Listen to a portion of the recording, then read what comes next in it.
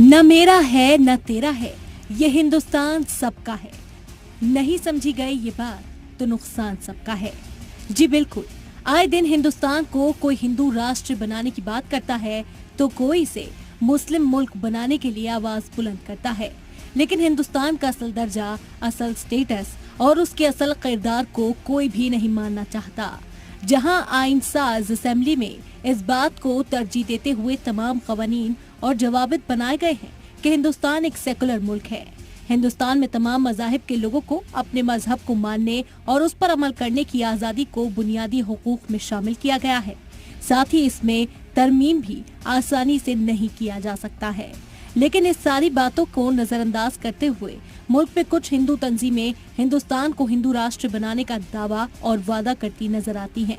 कभी धर्म संसद के नाम पर तो कभी इश्तियाल अंगेज तकरीर, कभी मांस की दुकानों को लेकर, कभी पार्क मॉल में नमाज पढ़ने को लेकर, तो कभी हिजाब पहनने पर हंगामा, तो कभी लाउड स्पीकर से आजान को मुद्दा बनाकर मुतनाज़ा बयानबाजियों का सिलसिला किसी न किसी शक्ल में जारी है। हंगामा दर हंगामा ये जो सिलसिला चल रहा है, इसमें अगर दो फरीक हैं तो एक जानिब वो तबका है जो हिंदुस्तान को हिंदू राष्ट्र के तौर पर देखता है और दूसरी जानिब मुल्क में मुसलमान शहरी हैं। आज हिंदुस्तान में हिंदुओं की आबादी 95 करोड़ से भी ज्यादा है, लेकिन फिर भी कुछ हिंदू तंजीमें हिंदुओं के गैर महफूज होने का दावा करती हैं।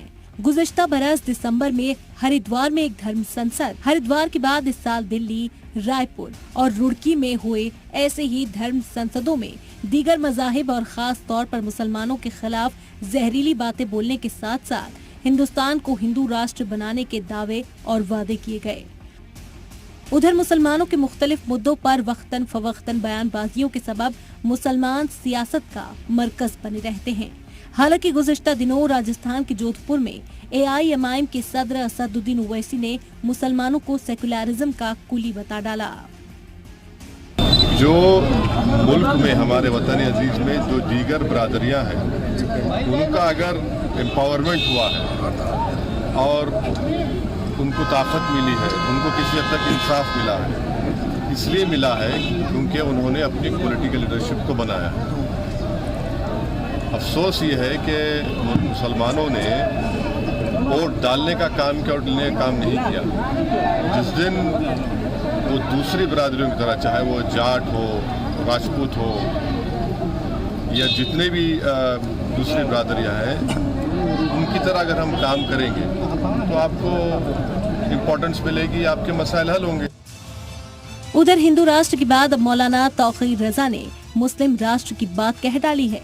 उन्होंने कहा कि कहीं ऐसा न हो कि कल मुस्लिम नौजवान खड़े हो जाएं और ऐलान करें कि हमें मुस्लिम राष्ट्र चाहिए। इतनी नफरतें बढ़ा दे, इतनी परेशानियां बढ़ा दे, अफरा तफरी का माहौल बने और हमारे नौजवान कल खड़े हो जाए और जो वो ऐलान करें कि हमें मुस्लिम राष्ट्र चाहिए।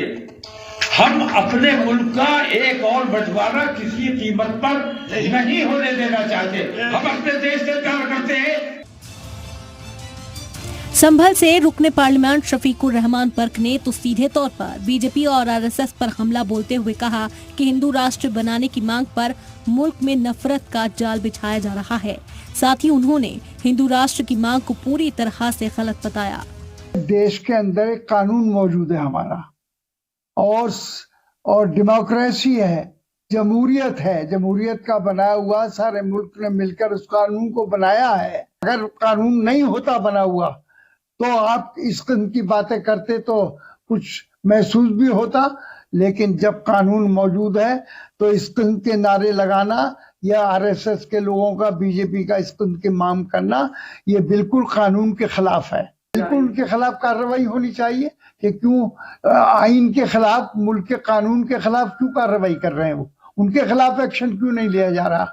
इसको रोका जाए, वरना इससे मुल्क के अंदर मतलब ये है कि अफरा तफरी मच जाएगी।